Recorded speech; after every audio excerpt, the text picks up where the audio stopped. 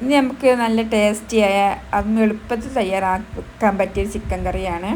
അതെങ്ങനെയാണ് തയ്യാറാക്കുന്നത് നോക്കാം. ഒരു പാനിലേക്ക് കുറച്ച് വലിയ ജീരകം ഹോൾ പീസസ്, ഇതൊന്ന് ചൂടാതിന് ശേഷം 2 തക്കാളി ചെറിയ കഷ്ണങ്ങളാക്കിയത്, പിന്നെ ഒരു 1/2 കപ്പ് തേങ്ങ ചിരവിയത്.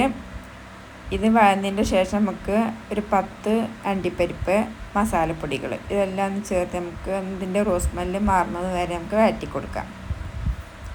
നമുക്കത് ചൂട് പോയതിന് ശേഷം പേസ്റ്റ് രൂപത്തിൽ അരച്ചെടുക്കണം. ഇനി വേറൊരു പാനിലേക്ക് 2 സവാള കൊത്തിയരിഞ്ഞത്, പാകത്തിനുള്ള ഉപ്പ്, ഇഞ്ചി വെളുത്തുള്ളി പേസ്റ്റ് ഇതെല്ലാം ചേർത്തിന് വഴറ്റിയതിന് ശേഷം നമുക്ക് ക്ലീൻ ചെയ്ത ചിക്കൻ ഇതിലേക്ക് ഇട്ട് കൊടുക്കാം. ഒരു 3 പച്ചമുളക്, നമ്മൾ വഴറ്റി വെച്ച മസാല, തേങ്ങ, തക്കാളിയൊക്കെ അല്ലേ, അതൊന്ന് പേസ്റ്റ് ആക്കി അരച്ചെടുത്തതാണ് ഇതിലേക്ക് ചേർത്ത് കൊടുത്തിട്ടുള്ളത്. നമുക്ക് മിക്സിയുടെ ജാറ് കഴുകുക, കുറച്ച് വെള്ളം ചേർത്ത് നമുക്ക് ഇത് മൂടി വെച്ചൊന്ന് വേവിച്ചെടുക്കാം.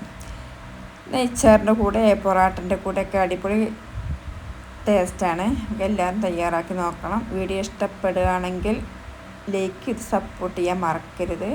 അപ്പോൾ നമുക്കൊന്നും കൂടി ഇതിൻ്റെ വെള്ളമൊക്കെ ഒന്ന് വറ്റി വരണം. അപ്പോൾ വെള്ളമൊക്കെ ഒന്ന് വറ്റി വന്നിട്ടുണ്ട്. നമുക്ക് കുറച്ച് മല്ലിയിലയും ചേർത്ത് കൊടുത്ത് നമ്മൾ ടേസ്റ്റിയും അതുപോലെ ഉണ്ടാക്കാൻ എളുപ്പത്തിലുള്ള ചിക്കൻ കറി ഇവിടെ റെഡിയായി.